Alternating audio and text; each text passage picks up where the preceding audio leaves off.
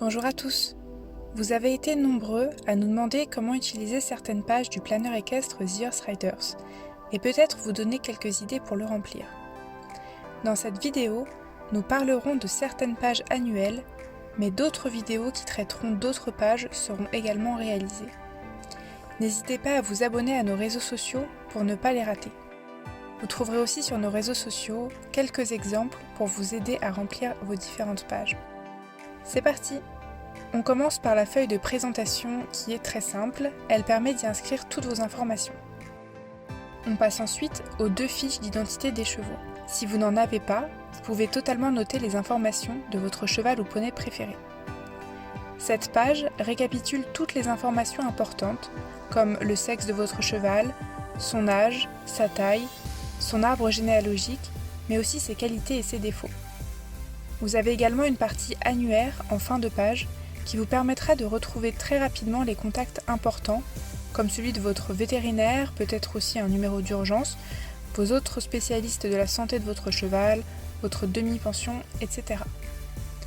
La page de droite vous permet de coller une photo.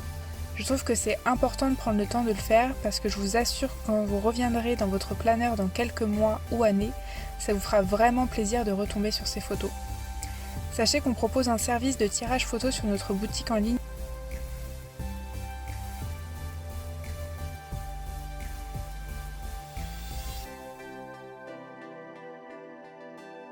On passe ensuite au calendrier annuel. Il est très simple mais très pratique pour avoir une vision d'ensemble de votre année.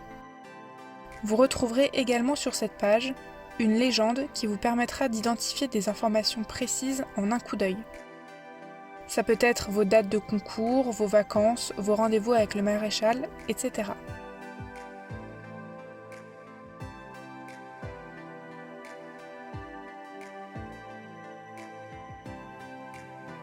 En face de cette page, vous avez votre année en pixels.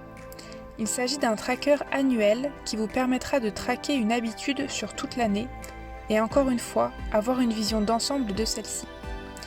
Je sais que c'est une page que peu de personnes comprennent quand ils ne sont pas habitués, alors je vais essayer de vous l'expliquer au mieux. Vous aurez certainement remarqué que le tableau sur cette page forme tous les jours de l'année. Vous avez en haut les mois et à gauche tous les jours. Grâce à la légende, vous pouvez répertorier une habitude qui est importante pour vous. Dans notre exemple, nous avons répertorié la qualité des séances avec un code couleur selon si la séance était bonne, mauvaise, à retravailler ou si votre cheval était au repos. Il suffit ensuite de référer la qualité de votre séance du jour quotidiennement. À la fin de l'année, vous aurez une vision d'ensemble de si vos séances ont plutôt été positives ou négatives. Sachez que vous pouvez traquer absolument tout ce que vous voulez sur cette page, c'est complètement personnalisable en fonction de chacun. Vous pouvez par exemple traquer l'humeur de votre cheval, votre progression, certains soins, etc. Pour terminer avec cette vidéo, je vais vous expliquer la page des objectifs annuels. Elle se présente un peu différemment des années précédentes pour être plus simple à utiliser.